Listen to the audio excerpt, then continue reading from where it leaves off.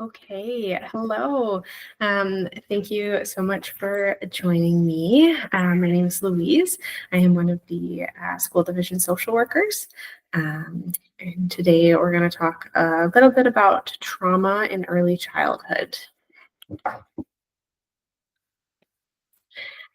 So before we begin, I want to respectfully acknowledge that we teach, learn, and grow together on Treaty 6 territory and homeland of the Métis. We honor and respect the history, languages, ceremonies, and cultures of the First Nations, Inuit, and Métis people who have called this land home for countless generations. We recognize the Cree, Saulteaux, Blackfoot, Métis, Dene, Nakota Sioux, and Inuit for their care, love, and stewardship of this place. We are grateful for those who share their knowledge with us and help us to foster a respectful relationship with all of our relatives on this land. We are committed to understanding the harms done in the name of education and continuing to learn and honor the true spirit of Treaty 6 as a promise of friendship, collaboration, and peaceful alliance. So I wanted to give a little bit of background on social work and my role more specifically as a school social worker just before we get started. So social workers believe that people are resourceful, resilient, and able. We work in a variety of settings and help people attain physical, mental, and spiritual well-being. We also address broad social issues like oppression, discrimination, domestic violence, unemployment, and poverty. So more specifically, my role in the school is kind of being that supportive role for families and bridging the connection between school and home. So we gather information, we can, talk to families, go do home visits, have school meetings, to gather information and decide what services might best fit a family. We can gather information to identify issues, risks, and needs, and then apply the appropriate interventions. We can provide family support, so ongoing guidance, problem-solving strategies, and plans for families in crisis. We can make community referrals and referrals to external agencies. We collaborate with the schools. We assist in supporting families and students. We establish and maintain partnerships with community organizations, so we stay informed about services and emerging trends. We act as primary contact and advocates for families with complex needs, and we coordinate all necessary services. We collaborate with school-based counselors and mental health wellness coaches to implement wellness plans and interventions. We participate in community practice meetings with other social workers in the region and other regions. And we are also a part of the crisis response team.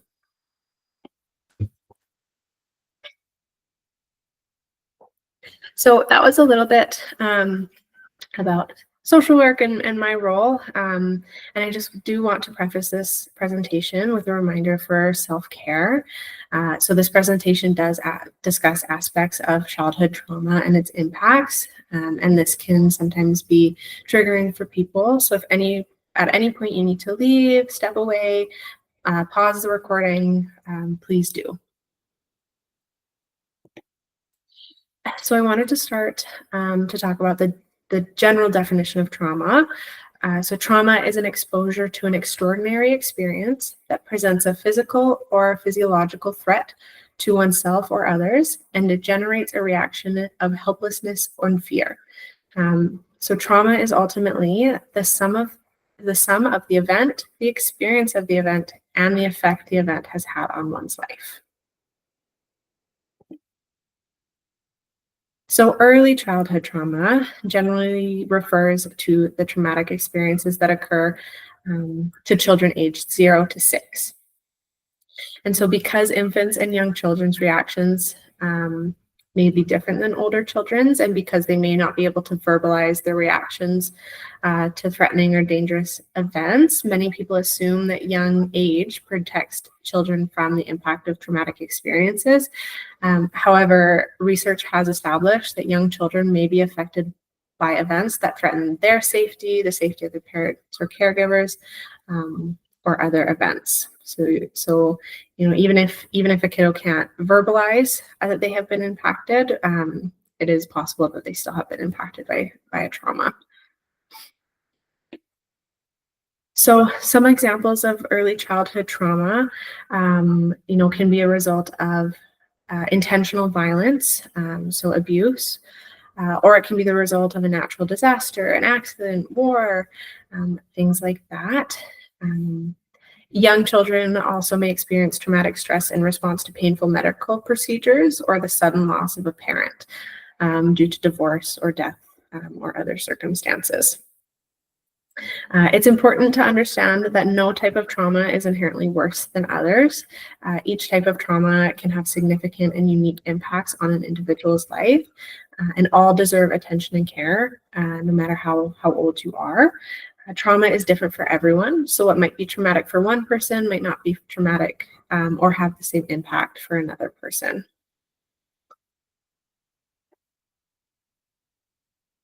So as with older children and adults, young children experience both behavioral and physiological symptoms associated with trauma. So unlike older children and adults, younger kiddos can't express in words whether they feel afraid, overwhelmed, helpless. They just might not have those words yet, or kind of understand those feelings. So young children suffering from traumatic stress symptoms generally have difficulty regulating their behaviors and emotions. They may be clingy and fearful of new situations, easily frightened, difficult to console, aggressive, impulsive. They may also have difficulty sleeping, lose recently acquired developmental skills, or show regression in functioning in behavior.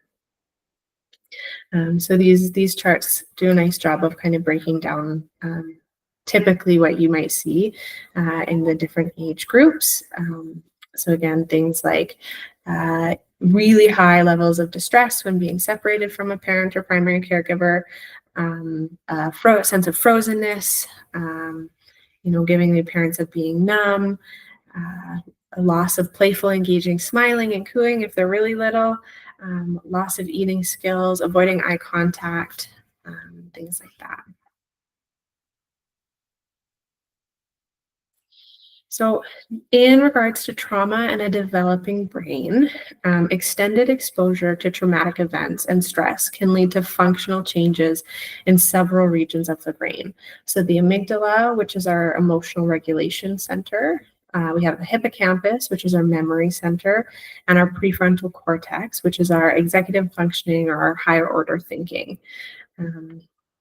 When a stress response is triggered repeatedly over a long period of time, so for example, when a child has experienced neglect or abuse, it physically alters the brain, leaving certain parts rewired, and those rewired parts are adapted for surviving danger. So the amygdala, that emotional regulation center of a child living with trauma, is likely to be in overdrive, constantly signaling for danger, and priming them for their fight, flight, freeze responses. This can leave a child feeling unsafe, fearful, irritated, and extremely sensitive to small everyday things, such as a slightly raised voice or having to move classrooms. They may feel numb or not in contact with the here and now. So as well as causing elevated stress, trauma can also change the way the prefrontal cortex, so that thinking center, it can make it more difficult to concentrate, make decision-making more difficult, and affect how we process new information. Studies have shown that trauma can also impact the hippocampus, so that memory center. So traumatic memories may replay in a child or individual's mind and make it seem like the threat is current, even if the memory happened in the past and the person is safer now.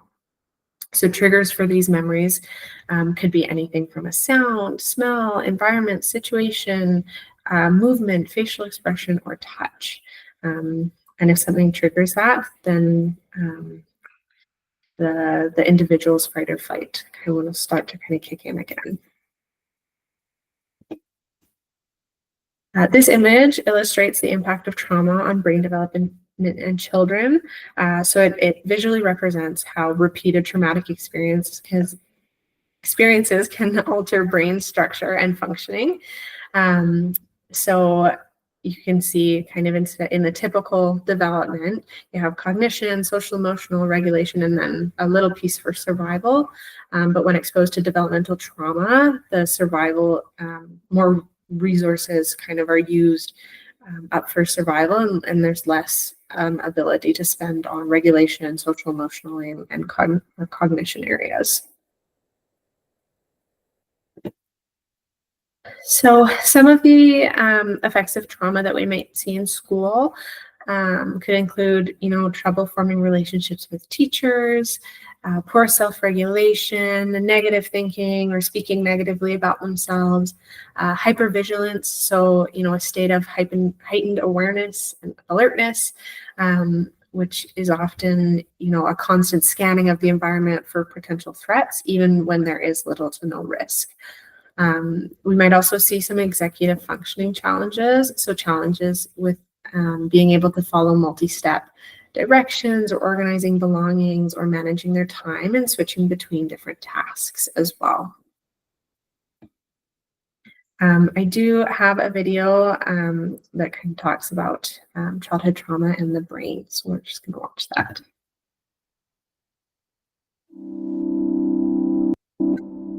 Brain development is much more than a story about biology.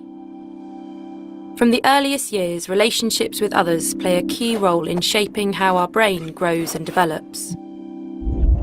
Early relationships, where there is abuse and neglect, have a long-term impact on children. A brain that has adapted to survive in a threatening or unpredictable world may not work so well in an ordinary environment.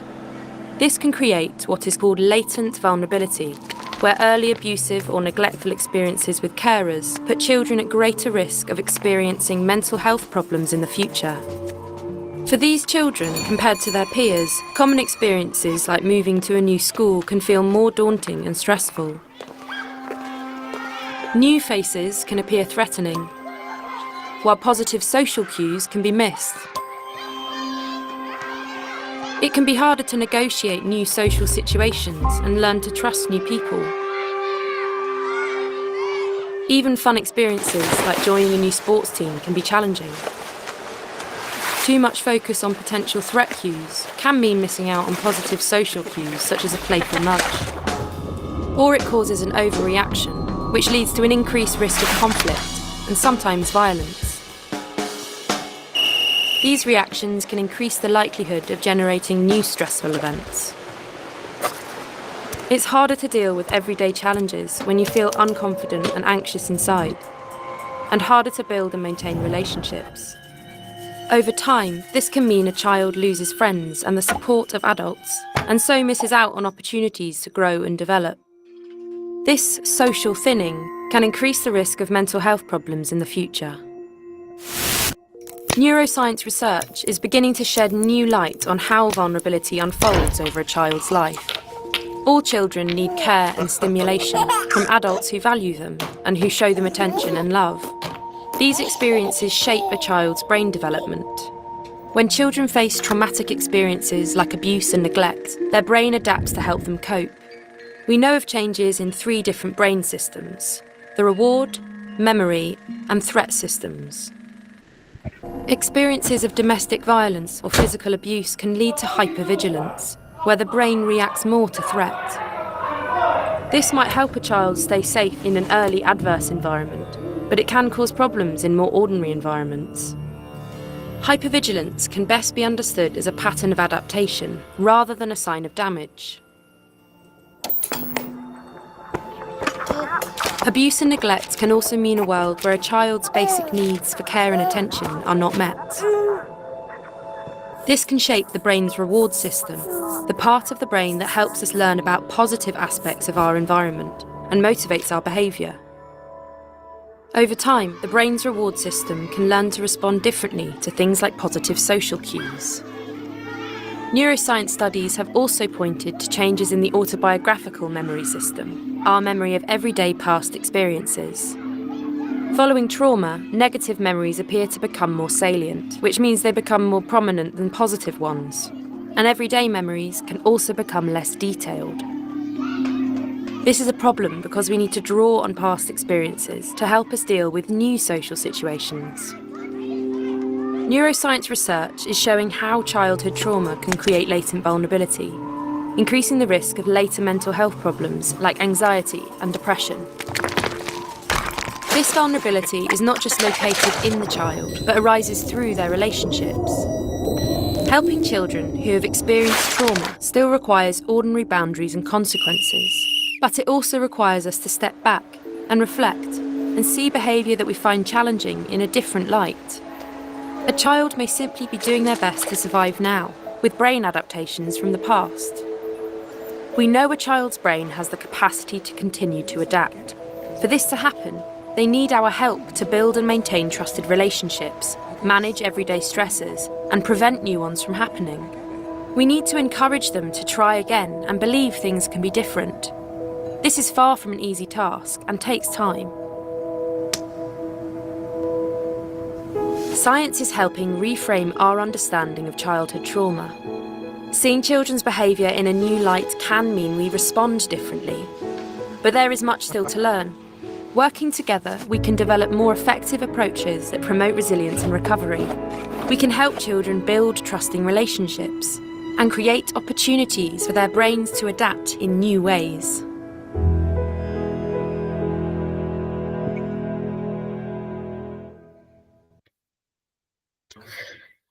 So the next area I wanted to talk about was attachment. So attachment refers to the deep and enduring emotional bond that connects one person to another. In early childhood, attachment typically refers to the relationship between a child and their primary caregiver.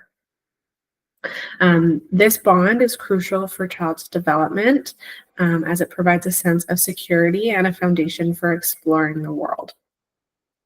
So when we talk about attachment, it can be broken down into 4 types: secure, ambivalent or anxious, avoidant, and disorganized. So the last 3 are usually categorized as insecure attachments. Each style impacts how individuals perceive and engage with relationships. Early attachment styles formed in infancy and early childhood are crucial for a child's social, emotional, and cognitive development. They serve as a foundation for future relationships and can significantly impact an individual's overall well-being through life. So secure attachment develops when caregivers are consistently responsive to a child's need, providing a safe and supportive environment. Children feel safe and confident that their caregivers will meet their needs, and they are comfortable exploring their environments and seeking comfort from their caregivers when needed. And then ambivalent or anxious attachment arises when a caregiver is emotionally unavailable or rejecting, causing the child to learn to self-soothe and avoid relying on others. Children are clingy and dependent on their caregivers, showing intense distress when separated and difficulty being comforted upon reunion. And they may be wary of exploring their environment. And then we have, that one is actually the avoidant attachment.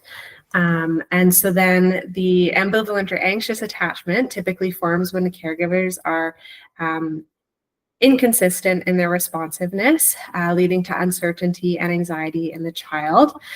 Children tend to avoid or ignore their caregivers, showing little emotion when separated or reunited. They may appear independent, but often suppress their need for closeness. And then the last one, disorganized, develops in situations where caregivers are abusive or neglectful. They create a sense of fear and confusion in the child.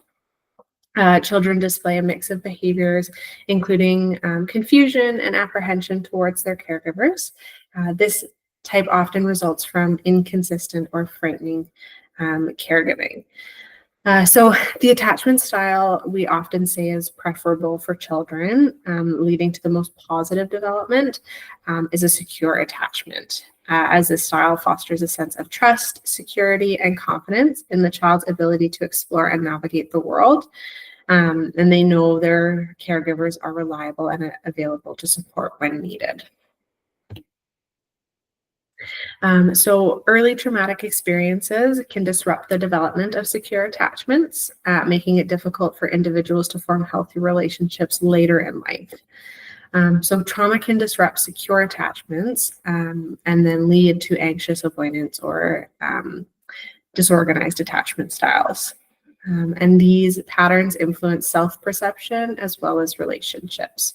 So some of the impacts on attachment may be disruption of trust and safety. So trauma can erode that trust and safety in relationships, leading to insecure attachment. Hyperarousal and hypervigilance. Trauma often leads to heightened arousal or that constant scanning of a room, making it harder to feel safe. Attachment ambivalence. Trauma can create conflicting emotions, leading to those disorganized attachment patterns. Trauma can cause difficulty regulating emotions such as anger, anxiety, sadness, and shame. Without interventions, individuals may repeat traumatic dynamics in relationships.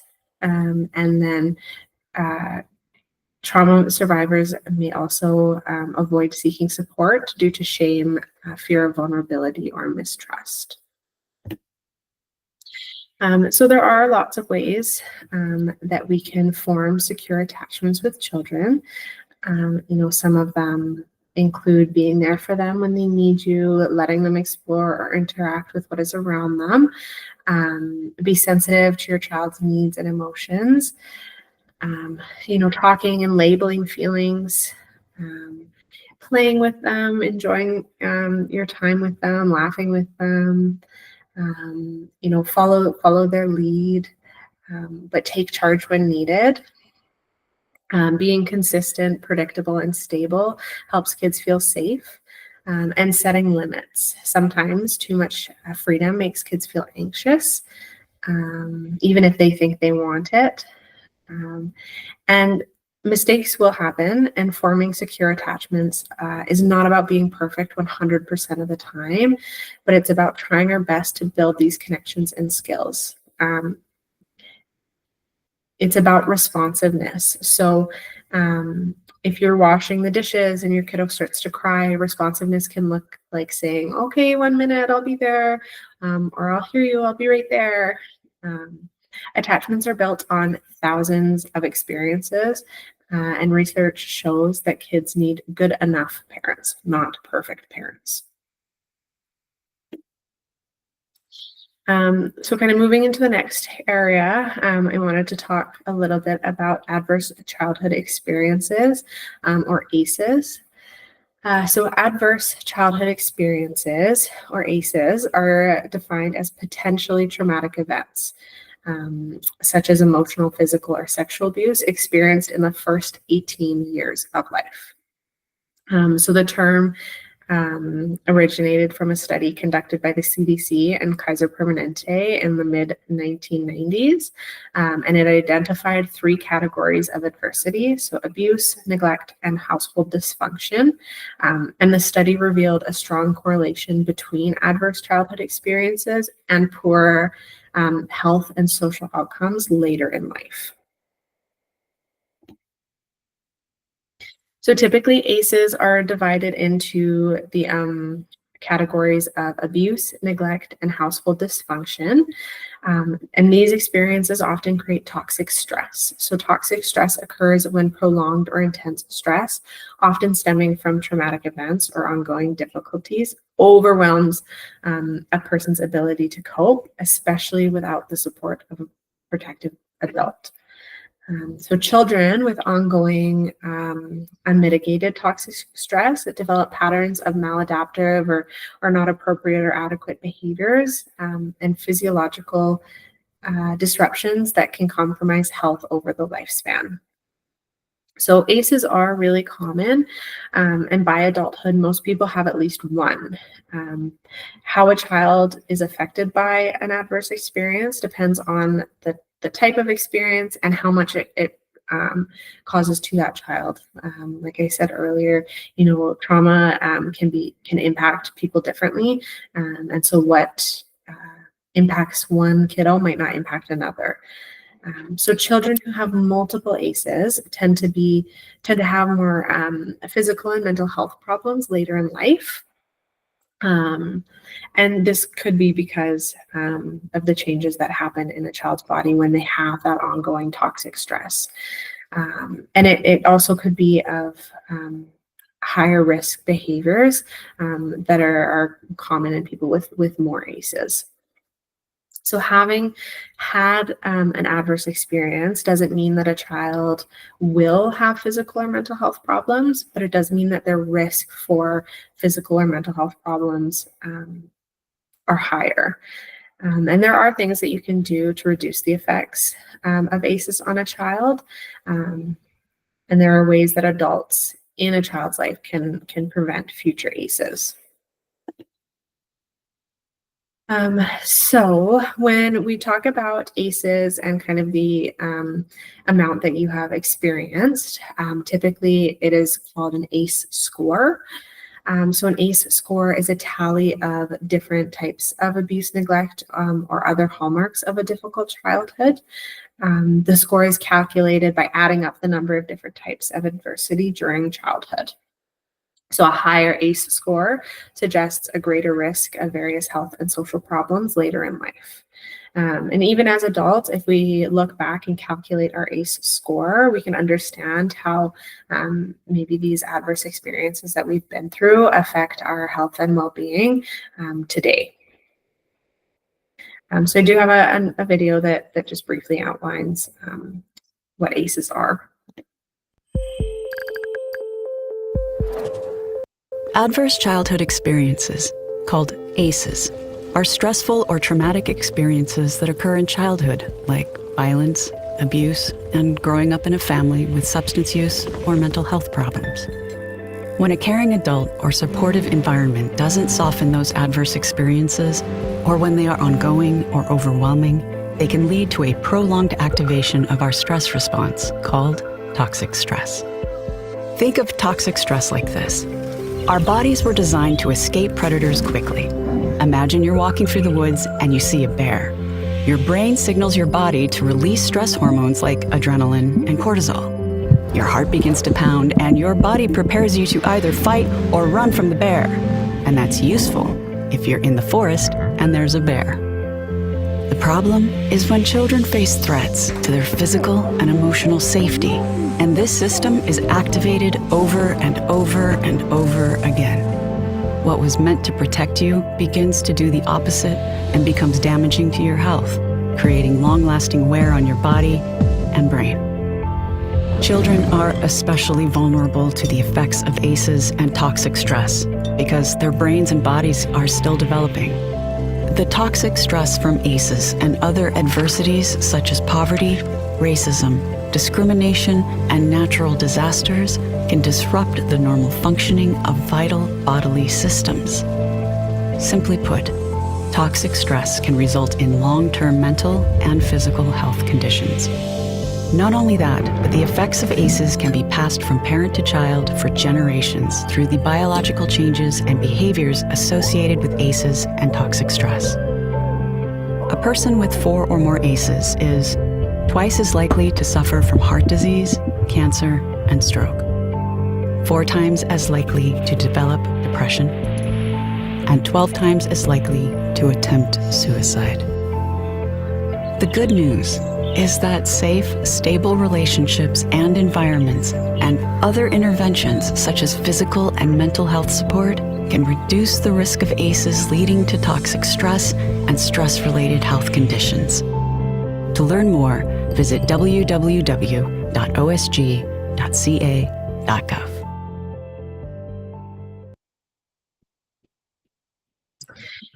So some of the signs that a child may be experiencing an adverse experience are very similar to how they would present when experiencing a traumatic experience.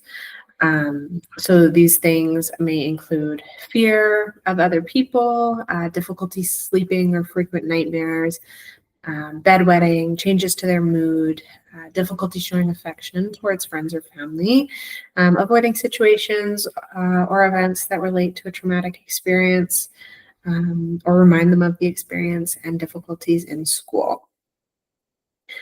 So with younger kiddos, they do not have the language to describe their stress and anxiety yet. So typically, their stress and anxiety will show as behaviors or physical symptoms. I have another video talking about the impacts on an individual's brain, body, and behavior.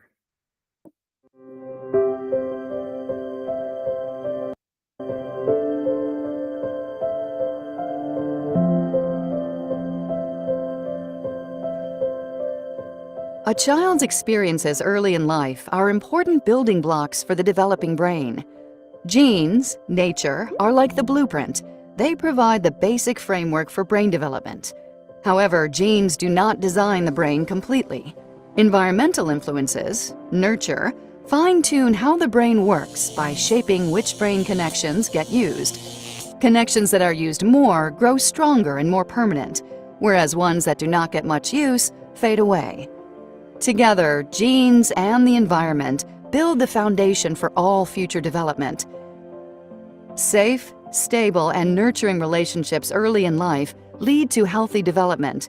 But children's brains capture other experiences as well. Stressful events. However, not all stress is bad.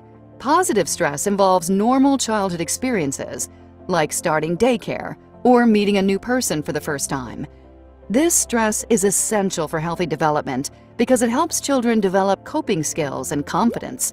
But when stress is frequent, chronic, and uncontrolled, it is toxic to children, especially when they do not have a caregiver to provide support or buffer the stress. Adverse childhood experiences, ACEs, such as abuse, neglect, exposure to intimate partner violence, parental depression or addiction, and poverty are toxic stressors which could lead to lifelong changes in learning and behavior.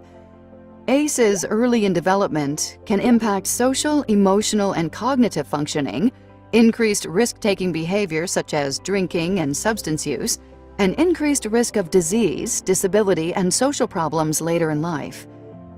The question is, how do adverse childhood experiences impact a lifelong development? One of the most important systems in our body is our stress system. It's activated when we experience stress. We become alert, our heart rate increases, and so do our stress hormone levels, cortisol and adrenaline. Our body is ready to react, what is known as fight or flight. A short period of time after the stress is over, or if a child receives support from a caregiver, the stress response turns off and the body returns to a normal state. Adverse childhood experiences create stress responses that stay active, and without the support of a caregiver, the system has difficulty shutting off completely. This constant and prolonged activation can affect immune system functioning and increase the chances of sickness, infection, and disease. Prolonged activation of stress hormones is also toxic to the brain. Certain areas of the brain are more vulnerable to toxic stress, including the executive center or the brain's control center, an area important for solving complex problems, attention, reasoning, impulsivity, inhibition, and learning.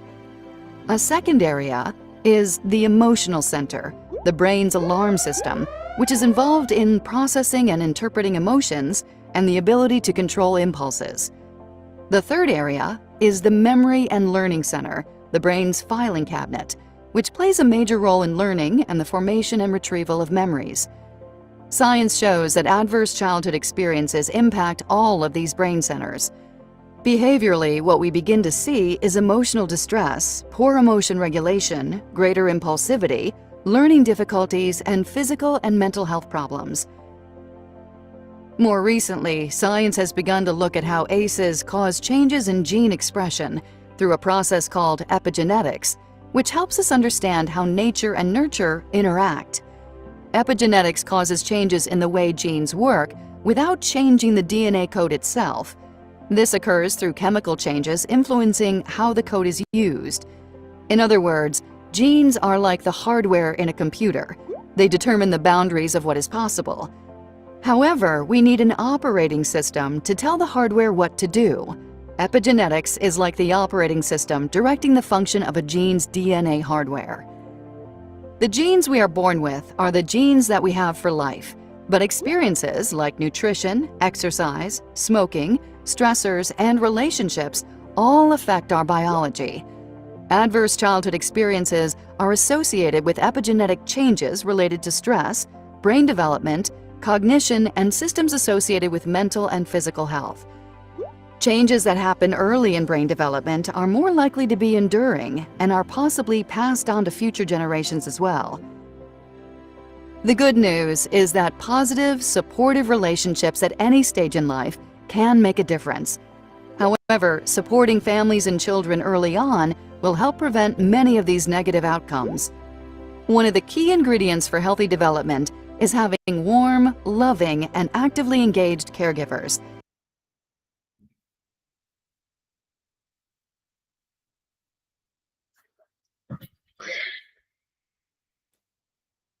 Oh no. I think we were pretty close to the end of the video anyway. So we'll move on. So kind of like they were touching on at the end of that video, having a connection can help. But there are other things that we can do to minimize the impact of ACEs or work to prevent them. So some of the things could include finding a counselor. So a counselor can help children or adults process their experiences and learn to cope. Focusing on creating a safe and stable home. So making days calm and predictable with routines, and can reduce stress by helping a child know what to expect each day.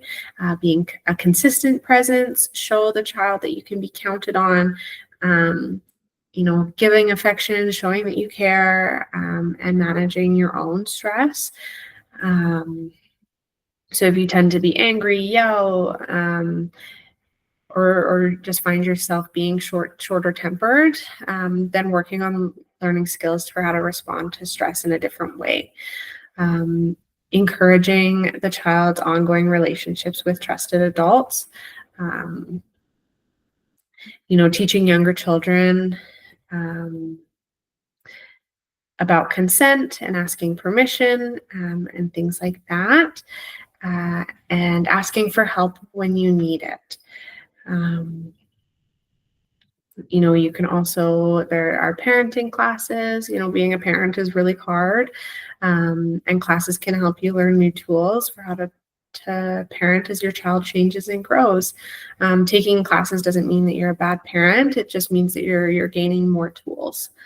And getting help working through your own ACEs if needed. When adults don't heal from their own ACEs, it's more likely to create homes where their children are exposed to ACEs. So taking, kind of reflecting and taking care of your own ACEs is important as well. Okay, and let's hope this one works as well.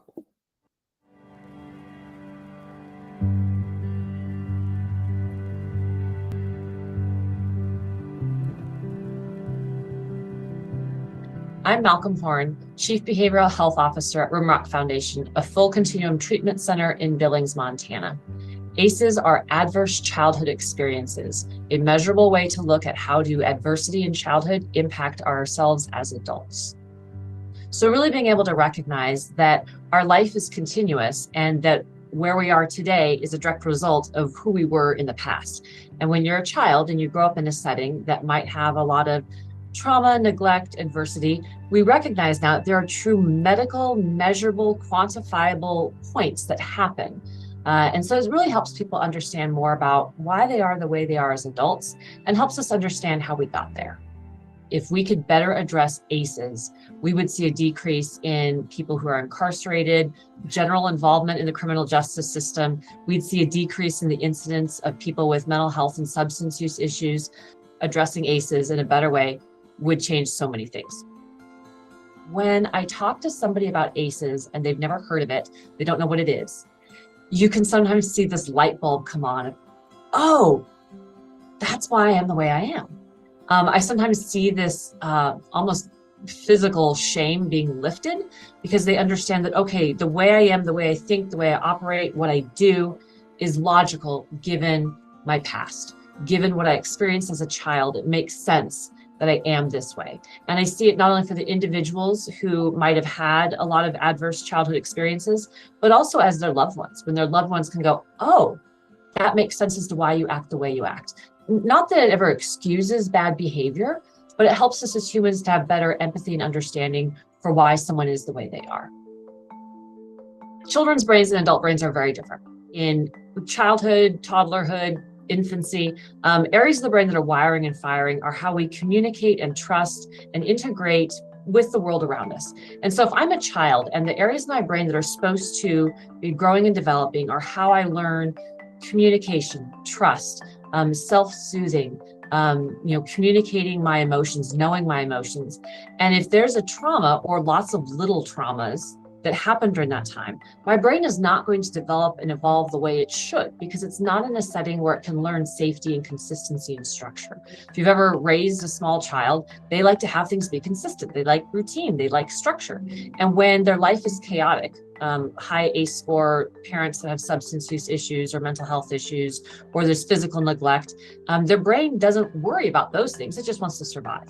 So it's why a lot of times I'll have an adult patient who looks like they're in survival mode. It's because their brain evolved and grew to just be in survival, not to learn those other things like safety and honesty and connection and trust and those other things that you learn as you develop. So a child's brain is going to process trauma differently.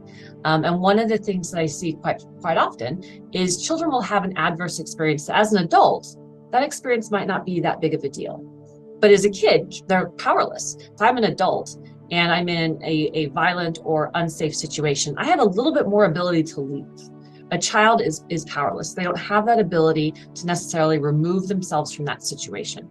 And so automatically there's this sense of powerlessness and inability to really feel okay. And that's often why we see acting out behaviors in children. They are trying to say, hey, I'm not okay. But their brain doesn't have the ability to really put those into words and put it out there. So they act out, they have behavior issues. So it's often behavior issues in kids that we see more than them saying, I'm scared, or I'm not safe, or I'm unhappy. They don't necessarily say those things.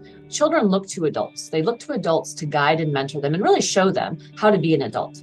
And so if I grow up in an environment where the caregivers, the adults in my life, are maybe not safe, and then I have a coach or a teacher or a church group or some other set of adults, I can start to learn, my brain can start to go, oh, there's a different way to do things. But really what they need is safety and kindness and love. And they need those other things that theoretically they should be getting from their primary caregivers, and they don't always. And so it really doesn't have to be therapy as much as it's any place or person that gives them that sense of safety and trust and gives them that sense that, hey, kiddo, you matter. That's what kids need. And so often that's true with therapy. Therapists can often help people kind of navigate those confusing emotions and how it's impacted them. And counselors are skilled and trained to give people coping tools, to teach them, hey, when you feel this way, this is what you can do to feel better. And so therapy can be very helpful because we're actually trained to do that. But truly, any place where a kid can learn safety and consistency and that they are loved and important is really what they need. And even as adults, we need that. As adults, we need a sense of safety, and we need to feel loved, and we need to feel appreciated. And what I say all the time to people is that life is about what are your needs and how do you get them met. Now, as an adult, it might be a little bit easier for me to get my needs met. I'm an adult, I have a job, I can go buy things, I can do the things I need to do. Kids can't necessarily do that. They're powerless, they're in that setting. And so then it's about teaching the kid, okay, this is what you need. How can you effectively get that need met? Right? I need to feel respect. I need to feel love. Okay, kiddo, who in your world can help you do that? And then theoretically too, the adults, whether it's a coach or a teacher or a therapist, can also help, if need be, get that kid out of that situation to get them someplace healthier and safer. There are lots of things that providers, teachers, anyone can do to help people that might be struggling with ACEs. First would be validating their feelings, validating their experience. It might not be understandable, it might be confusing, but I think the first step is validating their experience, letting them know that, hey, that sounds uncomfortable. It seems like you're really upset right now. It seems like you're frustrated. Is there anything I can do to help you? Really just being open to that. And then, of course, if need be, referring them to someone who is skilled to help them work through those behaviors and those feelings. On the adult side, I have had several patients that had a high ACE score, and they get this label borderline personality disorder or antisocial personality. Maybe they have also a trauma diagnosis, but no one has really sat down and helped them understand why they are the way they are, that their brain didn't develop with this safety and consistency that it really needed in order to develop in the proper way. And when people understand that, they can start to learn and trust sometimes their treatment team in the same way that they maybe should have been able to trust their family of origin. And so in some ways you get to see almost like reparenting, like a re-child development, because the 20-year-old, the 30-year-old, the 40-year-old can go, oh, I'm safe right now. This treatment team cares about me. This counselor or whoever it is, they care about me. And I can learn self-regulation. I can learn to effectively get my needs met. It can be very profound, which is, again, why I think this is such an important topic for us all to know about. I feel like at the end of the day, that's our purpose, is to make other people's lives better. If we are blessed and fortunate enough to be in a place where all of our needs are met, I do feel like it's an obligation to pay it forward, so to speak. And why wouldn't you? Why wouldn't you want to help other people's lives be better? So that's just been the way I roll.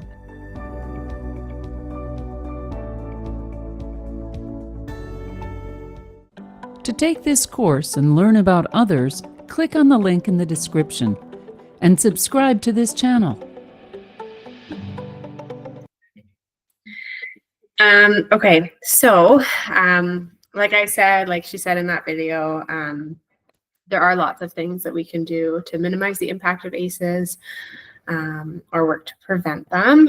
And here I have a couple of resources in our area that can support you. So there's CASA Mental Health, a not-for-profit organization dedicated to providing mental health services for children and adolescents in Alberta.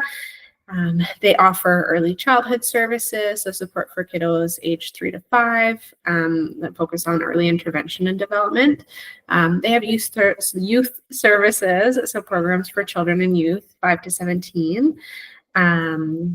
They have family support, community outreach, intensive treatment programs, lots of things to support families. I also have Psychology Today up there.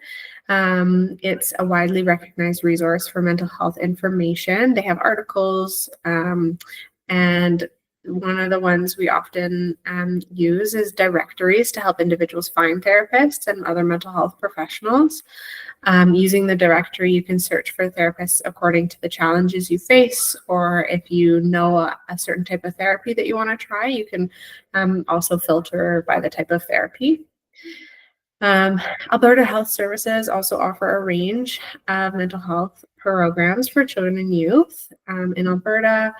The Kids Help Phone is 24/7 e-mental health service that offers free, confidential support to young people in Canada. Their mission is to ensure that every young person has access to help they need whenever they need it. So they have the crisis support via text, phone, or chatting on their website. They also have counseling, mental health resources. They also have peer support. So there's a bunch of forums on their website and communities where young people can connect and share their experiences.